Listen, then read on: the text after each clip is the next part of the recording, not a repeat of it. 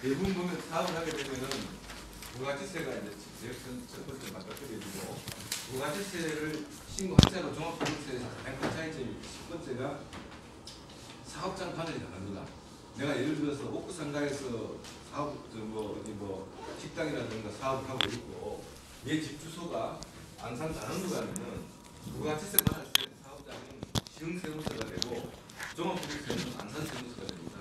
아니면 내 집 주소가 서울일 수도 있고 극단적으로 제주도이라 그러면은 종합소득세 제주세무서가 받아야 되는 겁니다. 이게 이제 첫 번째 부가가치세랑 종합소득세 가장 큰 차이점이고요. 그다음에 이제 부가가치세는 다 아시겠지만 부가가치세 내역이 이건데 지금 보면은 물론 법인하고 개인이 아니면 오늘 법인에 대해서 생각하는 계속이고 개인들을 하는데 사실 보면은 이제 부가가치세 같은 경우에는 우리들이 보통 일반 가세자, 간이 가세자 이렇게 크게 나누잖아요. 근데 이제 일반 가세자는 일반인들이 많이 아는 간이 가세자도 저희들 입장에서는 또 두 가지로 나눠지거든요. 소위 말해서 세금 내는 간이 가세자가 있고 세금 안 내는 간이 가세자가 있고 그건 한데 지금 이쪽에 보면은 이제 우리가 특히나 이제 저희들도 많이 헷갈리는데 일단 용어의 정의부터 한번 설명드리고 나가 보면은 이상하고 이하라든가 초과 미만이라는 수를 정확히 알아야 좀 안 헷갈립니다. 지금 우리가 흔히 하는 말로 1억 이상 같으면 1억이 포함되는 거고 1억 이하 같으면 1억이 포함되는 거지만은 1억 초과 1억 미만은 1억이 포함되지 않잖아요. 그렇기 때문에 여기 한번 1번에 방과후 한번 신고 기한 이건 다 아시는 내용을 한번 쭉 볼게요. 보통 보면 1년에 부가가치세는 4번 신고 납부하는데 이건 법인 얘기고 개인들 같으면 6개월에 한 번씩 신고를 합니다. 그 대신에 돈은 4번 내잖아요. 왜 그러냐면은 이제 예정 보시라 그래가지고 내가 예를 들어서 올해 7월달에 세금을 한 1,000만 원 냈으면은 10월달에 기계적으로 500만 원이 나옵니다. 신고 안 해도 무조건 그걸 납부하고 다시 내년 1월에 가서 6개월치 신고해가지고 6개월에서 예를 들어서 낼 세금이 600만 원 같으면은 이미 500만 원 냈기 때문에 나머지 100만 원도 추가로 내면 되는 거고 반대로 내가 500만 원 냈지만은 하반기에 실적이 나빠서 100만 원밖에 납부할 게 없으면 400만 원 환급을 받고 그런 과정이 이제 예정 보증세 제도고요. 그다음에 이제 보면은 일반 가세자 간이 가세자 이건데 보면은 직전 연도 매출이 4,800만 원 이상이라니까 4,800이 포함이 된다고 이해하셔야 되고 그다음에 간이 가세자는 4,800만 원 미만입니다. 무슨 얘기인지 아시겠죠? 이상하고 미만 초과 그걸 알아야 됩니다. 근데 여기서 보면은 연간 환산 기준이 있는데 이분들 이게 조금 사람들 잘 헷갈리는 부분인데 극단적으로 예를 들자면은 어떤 분이 올해 12월 달에 식당을 개업해가지고 12월 달에 매출이 400만 원이라 생각해서 신고를 하잖아요. 하게 되면은 이 사람이 한 달에 400이지만 연 환산하면은 4,800이 되어버리거든요. 한 달 400만 원 곱하기 12하면 4,800이면 이 사람은 내년도 7월 1일 일반으로 바뀌어버립니다. 연 환산 규정이 이런 문제고 그다음 간이 가세자는 직전 연도 매출액이 4,800만 원 미만이니까 이제 4,800만 원에서 1회도 빠지면 간이 가세자가 되는데 이 간이 가세자도 보면은 2,400만 원 이상부터 4,800만 미만까지는 돈을 내는 간이 가세자가 됩니다. 그리고 그 다음에 2,400만 원 미만이면은 서류만 내면 되고 납부를 안 하는데 이것도 좀 저희들도 상당히 좀 문제가 여기서 말하는 이 매출액이니까 간이 가세자 같으면은 월 매출이 400 미만이어야 간이 가세자가 되고 그 다음에 납부 의무 면제가 되려면 월 매출액이 200만 원 미만이어야 되는데 솔직한 얘기로 이 정도 장사하면 문 닫아야 되는 거 아니에요? 그렇잖아. 이익도 아니고 매출액이 지금 400만 원, 200만 원, 월 400, 월 200 같으면은 진짜 문 닫는 게 맞는데 늘상 세무서 있을 때도 그런 얘기 들었잖아요. 이건 어떤 정치적인 그런 좀 연세가 좀 나고 지금 현재 시세로 봐서는 월 400이 안 돼갖고는 문 닫는 게 나는데도 지금 현재 세법이 이런 내용이 돼 있고 그 다음에 사실 보면 간이가세 같은 경우에는 사실 여러 가지 혜택이 많은데 사람들이 자꾸 보니까 일반 가세자가 안 되려고 이제 많은 이제 예를 쓰는데 옛날하고 달리 요즘에는 신용카드가 있기 때문에 카드 매출이 발생되고 하기 때문에 과거같이 매출액이 많으면서도 매출액이 많은 상태에서 쏠릴 수는 없고 하는 그런 부분이 있고 하니까 그래서 아마 여러분들 많이 아실 겁니다. 어디 가서 식당 가서 밥 먹을 때 카드 결제는 12만 원이고 현금이 10만 원 준다 이 얘기가 현금으로 해버리게 되면 부가세도 안 내고 소득세도 안 내는 반면에 카드 긁어버리면 10,000원이고 5,000원이고 전부 다 그게 과표로 잡혀버리니까 그다음에 이제 의제 매입세액 공개라 그래가 이거는 이제 뭐냐면은 뭐 식당 하시는 분들이 좀 해당이 될 겁니다. 식당 하시는 분들 같은 경우에 보면은 음식을 팔 때는 음식값에는 부가세가 포함이 되어 있는데 식재료비 같은 경우에는 생선이라든가 뭐 야채라든가 과일 같은 경우는 부가가치세가 면세가 됩니다.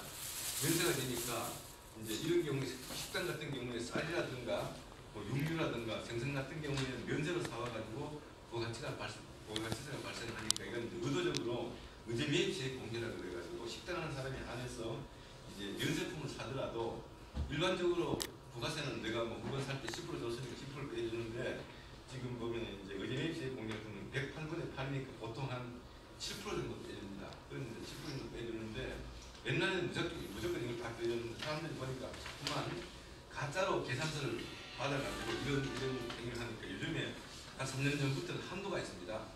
매출액이 많을수록 한도가 커지고 매출액이 적으면 적을수록 적어지는데 결론적으로 그 사람들 보면은 뭐 식당의 매출액이 얼마 되지 않는데 그 면세 매입 부분이 너무 많아 버리면은 과거에는 아무런 제한이 없었는데 요즘에는 그 한도가 있어가지고 이제 한도 체크를 하는데 물론 한도 같은 경우는 뭐 세무사들이 하니까 뭐 선생님들 알고 계시거나 이것도 의제 매입세액도 한도가 있으니까 무작정 그 면세 물품을 많이 받을 필요는 없다는 얘기예요. 한도 초과가 걸려버리면은 그 금액은 부의를 당할 수가 있다는 거거든요. 그 다음에 이제 이 페이지 한번 볼게요. 이게 뭐 이 페이지는 종합소득세인데 아까 말씀드린 종합소득세는 수수지원할 세무세예요. 물론 사업장도 시흥이고 뭐 주민등록이 시흥이라면 똑같은 시흥이지만 아까 같이 사업장은 시흥인데 집 주소가 뭐 인천이라든가 안산이라든가 광명이 되어버리면은 관할 세무세가 달라져 버리게 되거든요. 근데 가장 큰 이유는 이제 종합소득세라고 해서 말 그대로 소득을 종합해야 되기 때문에 내가 예를 들어서 시흥에 살면서 전국에 사업자 등록이 10개, 20개 있으면은 부가가치세는 전부 다 뭐 지방에 그걸 다 내지만 종합소득세 전부 한쪽으로 몰리기 위해서는 주민등록상 조직하는 이유가 제가 한번 그렇게 한번 보니까 우리나라 주민등록법상 주민등록증 한 군데밖에 못하는 걸로 알고 있어요. 그러니까 사람들 소득을 전부 다 모아 과세하기 위해서 어떤 그 주소지원하는 세무서에다가 이제 신고하도록 돼 있고 이게 보면은 직전년도 그렇게 지금 2018년도를 기준하면은 아직 지금 현재는 아직 오늘 12월 12일이니까 올해도 다 아직 끝나지 않았잖아요. 그러면은 내년도 다음 달 1월 25일 날까지 부가가치 신고를 하게 되면은 2018년도 1년치 매출이 딱 잡히게 되면은 항상 종합소득세는 이듬해 5월 달입니다. 이거 미리 신고할 수도 없고 항상 지금 봐서는 원래 2018년도 소득세를 계산할 수가 없잖아요. 며칠 남았으니까. 항상 여러분들이 이건 상식적인 얘기지만은 항상 이듬해 5월 달에 종합소득세 신고한다는 거고 그 다음에 어떤 사람들 보면 왜 생각지도 않은 세무서에서 편지가 왔냐 그거는 설령 여기 살더라도 주민등록이 서울이라든가 다른 동네에 돼 있으면 그쪽에서 연락이 오고 합니다. 그러니까 그런 부분이고 그 다음에 보면 이제 그 임대소득 3번 임대소득에 대해서 사람들이 많이 헷갈려 하는데 보면 임대소득 크게 보면 상가임대와 주택임대가 있는데 지금 정부 취지가 상가임대는 과세를 강화하는 방향이고 주택임대는 과세를 좀 약하게 하는 그런 기조가 있습니다. 왜냐하면 주택임대 같은 경우를 상가와 동일하게 과세를 강화해버리게 되면은 월세가 오르고 어떤 주거 비용이 많이 드니까 정부 정책적인 차원에서 같은 임대소득을 하더라도 상가임대 같은 경우에는 좀 세게 과세를 하고 주택임대 사업자 같은 경우에는 예외적으로 좀 낮게 과세하는 그런 부분인데 지금 이게 아마 지금 신정부 들어서고 아마 작년부터 올해까지 이게 양도소득세랑 맞물려가지고 주택임대 소득이 지금 되게 지금 좀 핫 이슈가 되고 결론적으로 또 보면은 주택임대 소득 이걸 하게 되면은 혜택이 많은 것 같지만 의외로 또 불편함이 너무 많습니다. 많기 때문에 특히나 주택임대 사업자에 대해 가지고는 저희는 연락 주고 많이 하는데 지금 이걸 한번 보시면 1번에 2일 한번 보시면은 직전년도 1년간 소득에 대해서 연세금 이게 가장 문제가 뭐냐면 세금만 내고 끝나는 게 아니라 이게 건강보험하고 연동이 되어버려요. 연동이 되니까 어떤 분들 뭐들이 한테 와서 하는 얘기가 세금은 1년에 한 번 내니까 내겠는데 이것 때문에 건강보험이 매달 내야 되잖아요. 그렇기 때문에 지금 특히나 이제 소득세를 낼 때는 건강보험에 대해서 한번 고려할 필요가 있고요. 그 다음에 여기 보면은 종합소득에는 이제 뭐 이자소득, 배당소득, 이제 물론 임대소득이지만은 상가임대, 주택임대 구분해 놓은 이유가 상가하고 같은 임대업자도 좀 달라지는 부분에 있어서 분리해놨고, 그다음에 사업소득이고, 대부분 여기 오신 사장님들이 사업소득이라는 게 있거든요. 그다음에 이제 근로소득하고 연금소득인데, 근로소득은 뭐 공급쟁이만 있는 경우인데, 이를 주로 보면은 근로소득을 가지고 있더라도 이분들이 상가임대라든가 주택임대를 할 수가 있습니다. 이런 경우에는 근로소득하고 임대소득이 합산돼서 과세되는 그런 경우가 있거든요. 그런 경우가 있고 하는데, 이제 보면 이제 지금 5월달 되면은 뭐 선생님들 다 집으로 편지 날라온 거 보셨을 겁니다. 뭐 몇 년도 소득 신고를 해야 되는데 거기 보면은 그 국민연금 얼마 냈는지 적혀 있는 걸 보셨을 겁니다. 국민연금 낸 거는 공개해주고 나중에 연금 탈 때 과세하는 방법이 바뀌기 때문에 그 쪽지에 보면은 무슨 세무서에 몇까지 신고를 하는데 뭐 사업자 등록 번호에 매출액이 얼마 건데 거기 보면은 그 기장 의무가 또 찍혀 있습니다. 기장 의무가 이게 이제 복잡한 얘기지만 여러분들 생각하시기엔 그냥 막 규모가 큰 데는 복식부기 의무자인데 사실 복식부기 같은 경우는 여러분들이 아마 할 수도 없고 저희들 같은 경우에도 복식부기 의무자는 전산 프로그램을 사가지고 입력을 해야지 우리 손으로 그 재무제표를 만들어도 되겠지만은 저희들도 보면은 전산 프로그램을 의해 가지고 재무제표를 작성하는 여기서 말하는 복식부기 의무자는 재무제표를 붙여야만이 신고되는 이게 복식부기 의무자고 그거보다 좀 규모가 작은 사람은 간편장부라 그래가지고 아마 여러분들 많이 좀 얘기 들어보셨을 겁니다.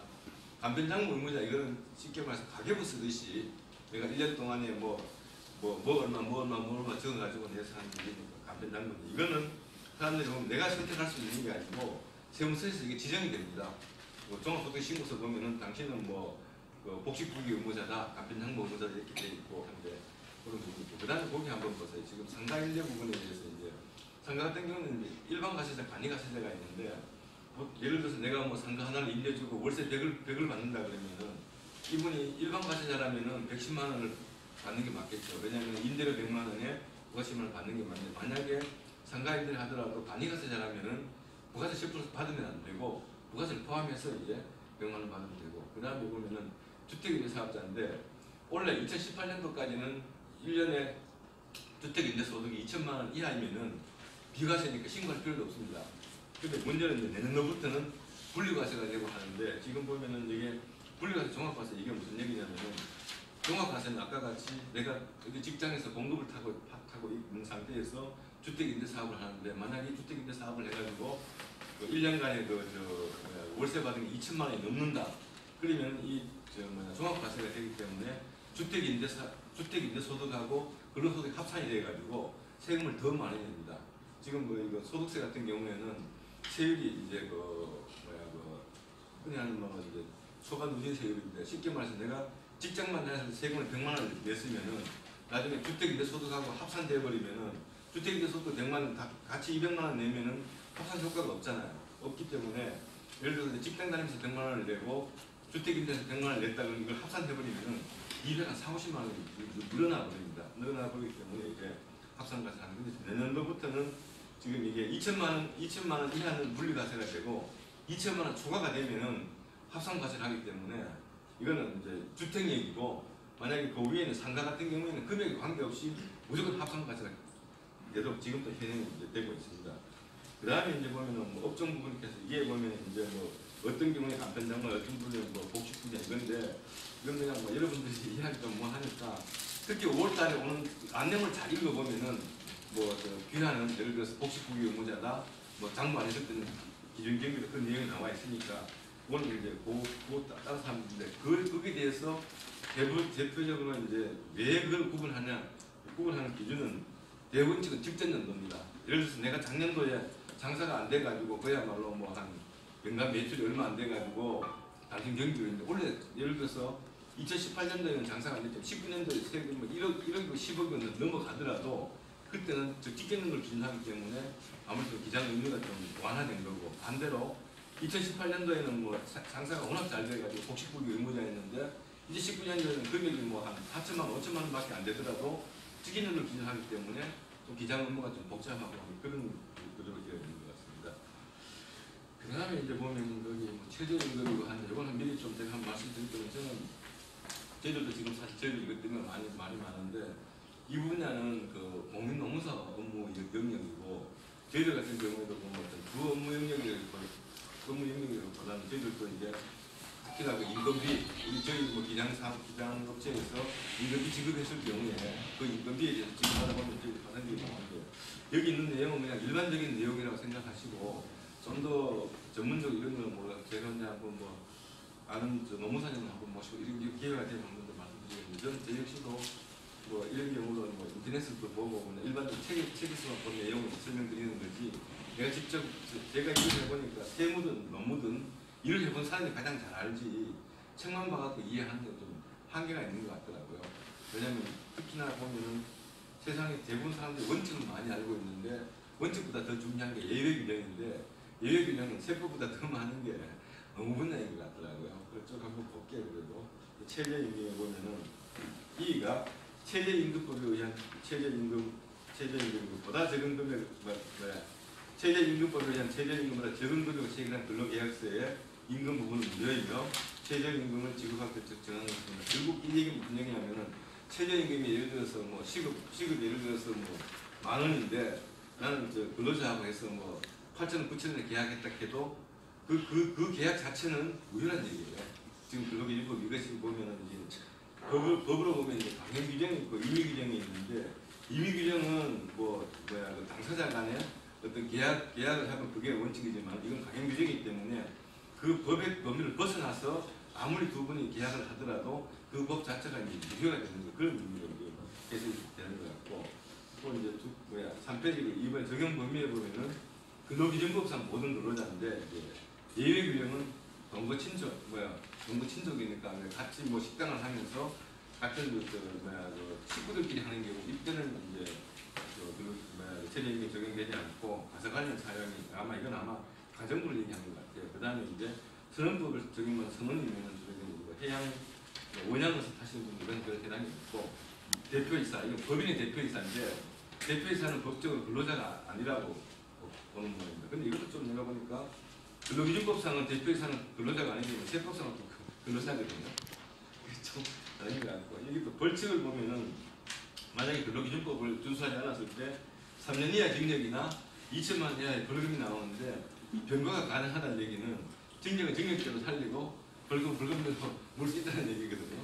이게 제가 상당히 좀 무시무시한 그다음에 이제 한번 연동을 최저임금을 보면은 2018년도 보면은 시급이 7,530원인데 저도 처음에는 이거 단순한 7,530원 곱하기 우리 직원들 뭐 일주일에 뭐 8시간 근무하니까 쭉쭉 계산했더니 금액이 150원밖에 안 나오길래 왜 그런가 싶었더니 내가 잘못 이해한 게 지금 보면은 현행 그 최저임금 계산할 때 시간을 어떻게 계산하냐면은 월요일부터 금요일까지 8시간 근무했으면은 토요일 날은 쉬더라도 돈을 주도록 그렇게 설계가 되어 있습니다. 거기 방간호 1번을 한번 보세요. 월평균 근로시간수를 보면은 방간호 1번은 이제 토요일이 쉬는 경우에 보면은 평일날 월요일부터 금요일까지 5시간 근무, 8시간 근무하면 40시간이잖아요. 거기서 플러스 주휴식 토요일날 8시간 쉬더라도 이걸 플러스 해가지고 이걸 플러스해서 나눔기치하고 어쩌고저쩌고 하니까 208점 얼마 단수가 나오니까 200% 반올림을 해버려요. 그래 200% 반올림을 하니까 이제 한 달에 209시간에서 7,530원 곱하니까 한 157만 원이 2018년도에 최저임금이 되는 거고 19년도에는 또 올라가지고 8,350원이에요.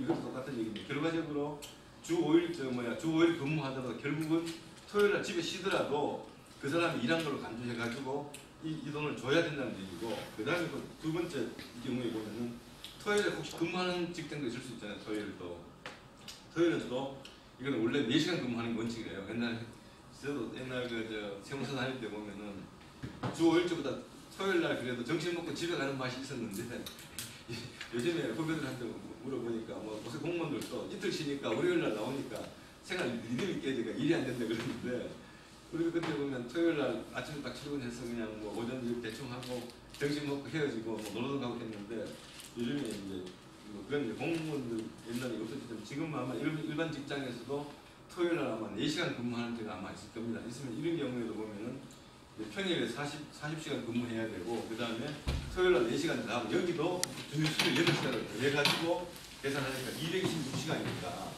토요일날 4시간 근무하시는 분들은 최저임금이 더 많아지겠죠. 그 시간만큼. 보는 거니까. 근데 여기도 보니까 뭐 저도 관련 그 뭐야 좀 노무 관련 책자라든가 보니까 법원 판례가 많긴 하고 하는데 좀 더 세밀한 사항은 아마 좀 저도 잘 모르고 하니까 이제 한번 좀 노무사님 한번 모셔가지고 좀 한번 여쭤보겠습니다. 그다음 이제 근로계약서 작성 요령 이거는 보면은 저도 뭐 잘 모르겠는데 하여튼 4페이지에 보면은 인터넷에 한번 뽑아봤는데 이 내용이 있더라고요. 내가 봤을 때 이 내용을 그냥 뭐 작성해가지고 뭐 하나씩 이것도 부동산 계약서 같이 각자 하나씩 보관하는 게 아마 원칙으로 그렇게 알고 있습니다. 그리고 여기 보면은 아마 최저임금 같은 경우에 이제 뭐 여기 이 규정을 정해가지고 이렇게 하면 되는 것 같아요. 근데 지금 저도 뭐 저희들 같은 경우에 가끔 1년에 한두 번씩 노무사 모셔가지고 우리 세무사 협회에서 노무사 방에 들어보면은 뭐 근로계약서 한 장 안 썼을 때마다 벌금이 1,000만 원이라고 그러더라고요.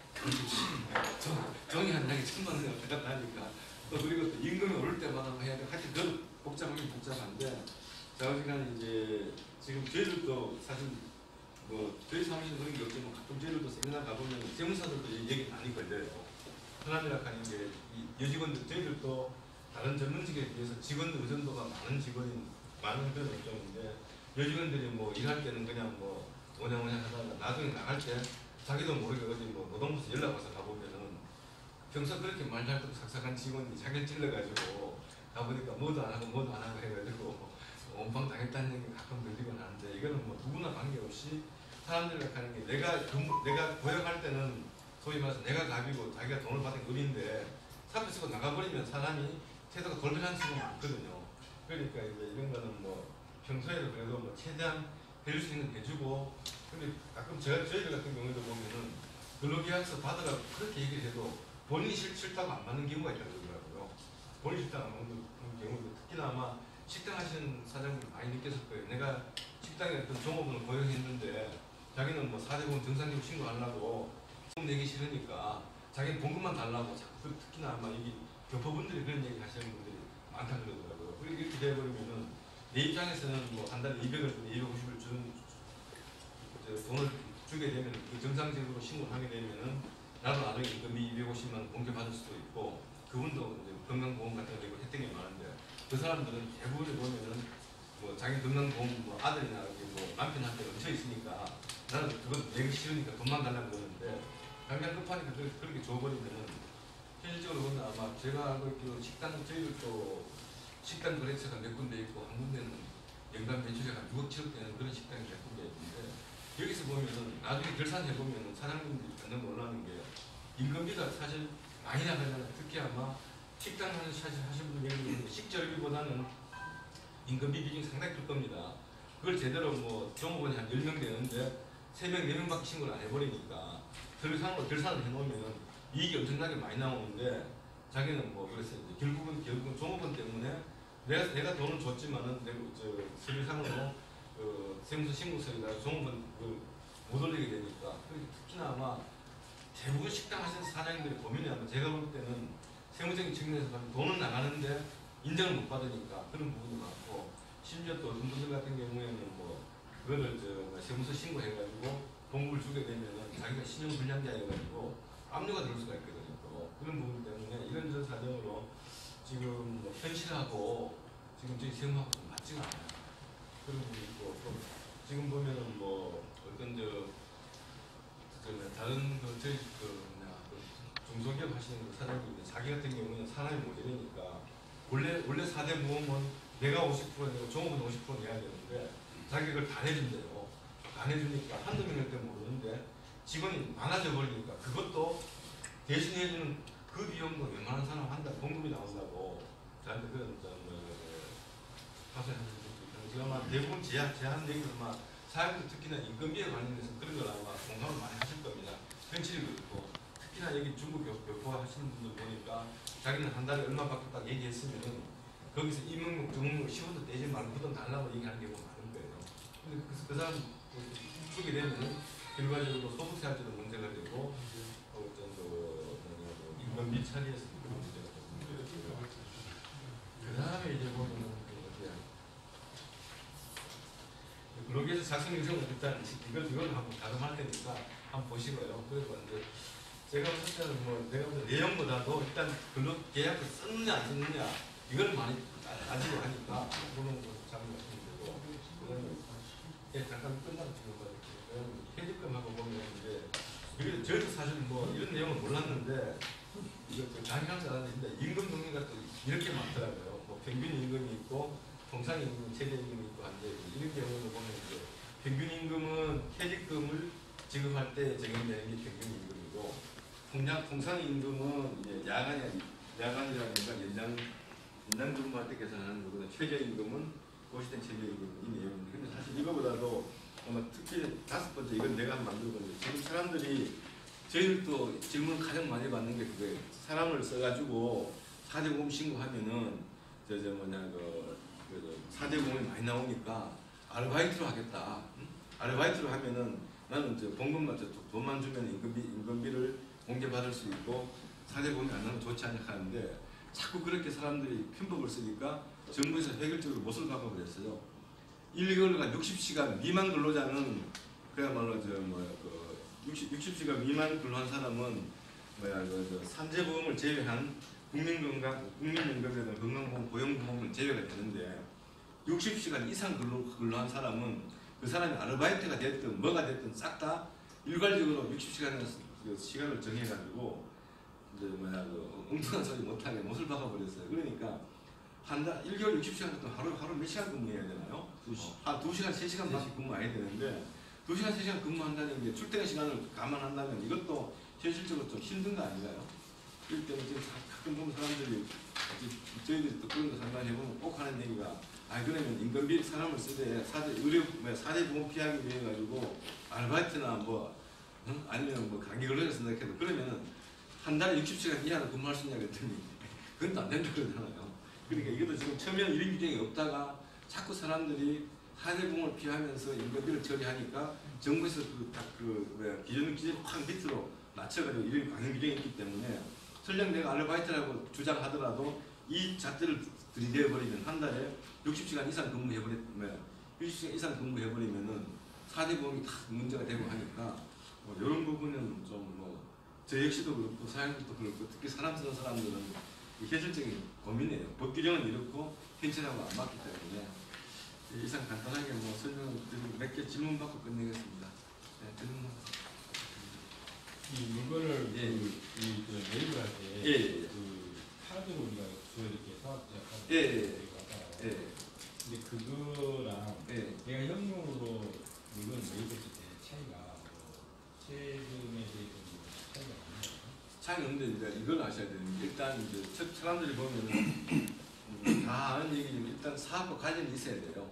사업과 관련 있는 걸 샀을 때 카드로 긁으면은 공제가 되는데 현금 줬을 때는 현금 영수증을 받아야 되는데 현금 영수증이 두 가지예요. 현금 영수증도 이제 소득 공제용이 있고 지출 증빙용이 있거든요. 사장님 같은 경우는 지출 증빙용으로 받아야죠. 소득 공제용으로 받으면 이게 세금 계산서는 이제 우리가 어차피 자료를 주는 거니까. 지금 세금 계산서는 그럼 중복이 되잖아요. 세금 계산 예를 들어서 지금 내가 세금 계산서도 받고 카드 결제해버리면은 중복이 되니까 그쪽에서 안 해줄 겁니다 아마. 예를 들어서 내가 그럼 카드로 사는 게 유리하다는 거예요? 그렇죠. 카드로 사는 게 유리하고 카드 점표도 지금 내가 그쪽에 한번 보세요. 지금 보면은 부가가치세 방가를 계산 방식은 매출세액에서 매입세액은 세금 계산서도 되고 신용카드 점표 이것도 인정이 됩니다. 의제매입 같은 경우는 그 2억 이상 되면은 60%밖에 적용이 안 되는 거예요. 2억 이상 2억 이상하고 아니요 2억 이하가 9%고 2억 초과는 8%예요. 5억까지 이게 아닌데 잡아주는 게 전체 100%를 다 잡아주는 거예요. 그건 그건 다 달라요. 아까 한도가 있다. 한도가 그렇게 이제 매출이 크면 클수록 그게 한도가 늘어나고 이게 일단 일괄적으로 이거 해가지고 이 첫 번째 이거 계산해서 한도 계산을 한다니까요. 한도 계산. 계산서를 끊을 때 우리가 만약에 2억의 매출을 가지고 2억 한 5천을 끊어봤어요. 그럼 2억 5천을 다 안 받아주는 거예요. 근데 그게 이제 매입세액이면 세금 계산서는 관계가 없는데. 아니 계산서. 계산서 그건 한도 초과가 되면은 그거 안 된다고 그랬잖아요. 그건 이제 우리가 저희들 프로그램에 딱 이게 프로티지가 있어요. 예, 그 프로티지가 있어요. 몇 프로가 저희가 얼마까지 얼마는 몇 프로, 그게 딱 몇 프로, 10% 20% 이게 아니라 매출액에 비례해가지고 그게 그 표가 있어요. 그래서 한도가 있다는 얘기가 그 얘기입니다. 이거는 8%, 9% 계산해, 1차를 계산해가지고 전체 매출액에 비해서 또 한도 추가해서 같이 계산해가지고. 우리 같은 경우는 이 근무하는 시간이 예. 예. 어차피 3D 사업이라고 해서 그런 전혀 저게 아니잖아요. 그거는 전문 노무사들한테 물어보면 또 뭔가 원칙에 예외가 있을 겁니다. 시간도 8시간 안 되잖아요. 저 같은 경우는 10시간, 12시간 이런 식으로 보면 회계 시간을 빼면 되고,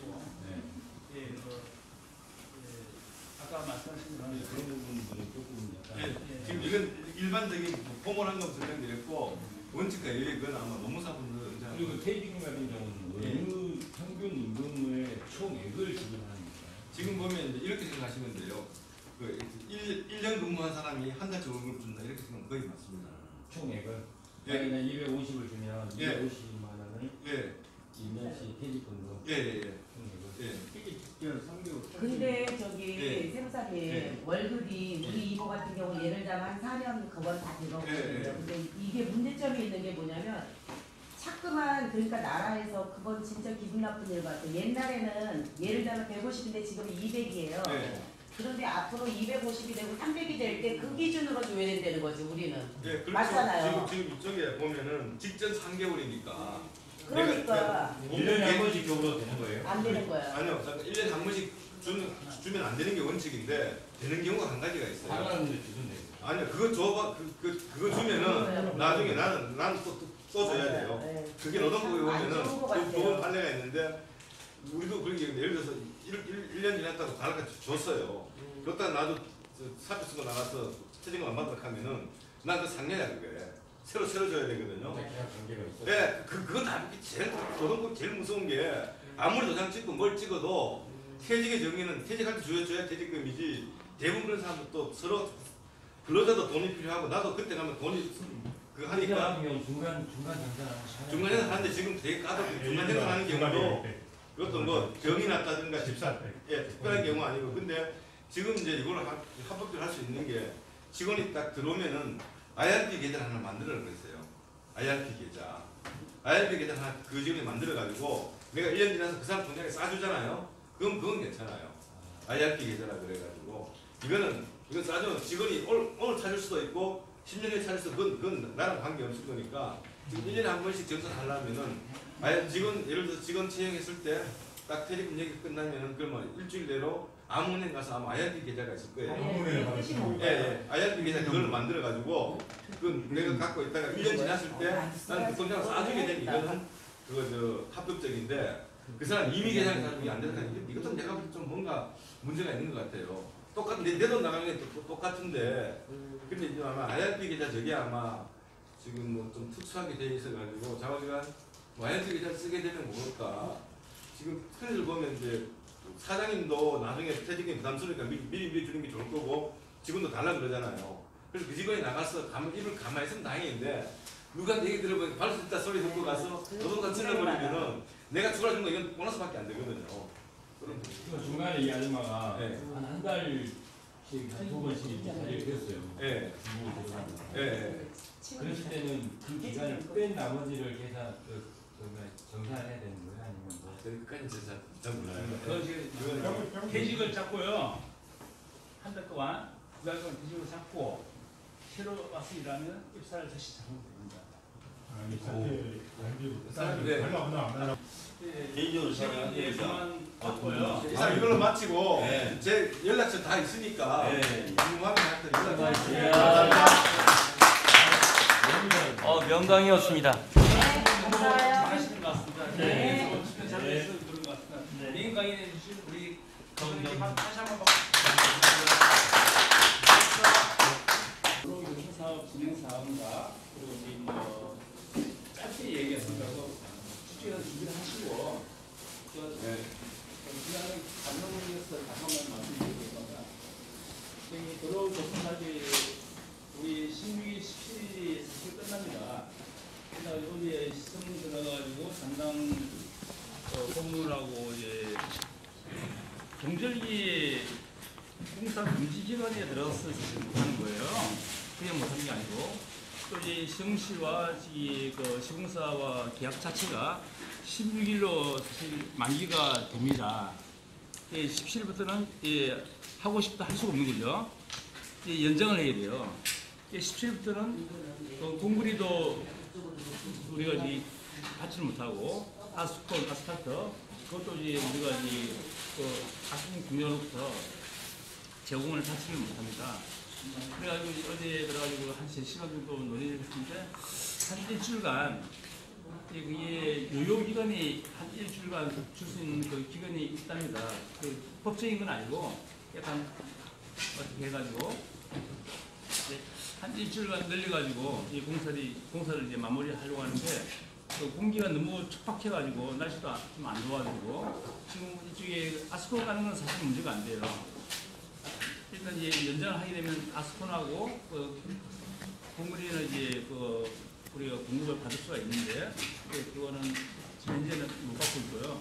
17일까지는 받을 수가 있어요. 일주일간 더 연장을 해가지고 이제 마무리 지으려고 하고 있습니다.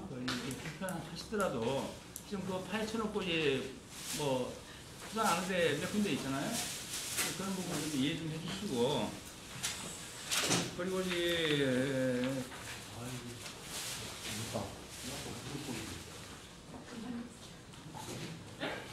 우리 대구 신도시에 아버님 프랑 여성 특화거리에 아버님 프랑 들어서는 거 다들 알고 계시죠? 1년 반이면 이제 그게 완공이 돼가지고 입주를 시작하게 되는데 그 단지가 사실 어마어마한 단지예요. 경기도에 한 5군데가 있는데 완전 대박을 터뜨리고 있답니다. 우리 대구시도시의 아브라함 프랑의 규모가 5개보다 5개보다 더 큰 규모가 이쪽에 들어서는 거예요. 가면 뭐 휴게 시설부터 광장부터 해가지고 어마어마해요. 건물이 사고 압도를 해버려요.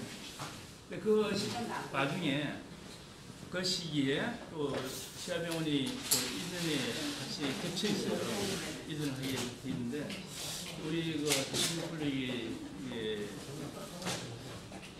작년부터 올해 많이 설마되고 되어가고 있고 앞으로도 이제 보면은 설마를 지나가지고 이게 완전히 축하되는 거 아닌가 그런 결정을 진짜 많이 하고 있어요. 우리도 좀 제가 좀 채워야 되겠다. 그래가지고 도로 개선 사업 해가지고 또 추가적인 내년 사업으로 종통로에 휴게 시설 또 이제 이민도로에 LED 가로등 설치 문제 그런 거 추진 중인데 좀 잘 될 것 같고요. 또 이제 우리 옥구상가를 시흥시하고 의회하고 최대 관심을 가지고 있어요. 관심을 가지고 있는데 우리 옥구상가를 시흥시 상업지 그러니까 상권에 좀 하나씩 지역 시범지역으로 좀 지정해가지고 우리 옥구상가를 한번 살려보자. 이게 살려가지고 잘 되면은 다른 상인회까지 전파를 시키자. 그 정도까지 협의가 돼 있는 상태예요. 그러니까 여기 임원들, 여러분들 진짜 관심도 가지시고 해주도 많이 해주십시오. 이게 보면 이제 내 가게만 잘 된 데서 잘 되는 거 아니고요. 내 가게가 언제까지 잘 될 수는 없거든요. 앞으로도 이제 오늘까지 잘 됐지만 내일부터 안 될 수도 있어요. 우리가 내 가게만 볼 게 아니고 우리 전체를 좀 봐야 되지 않을까. 옥화상 전체를 좀 봐야 되지 않을까. 그런 것도 좀 생각해 보고.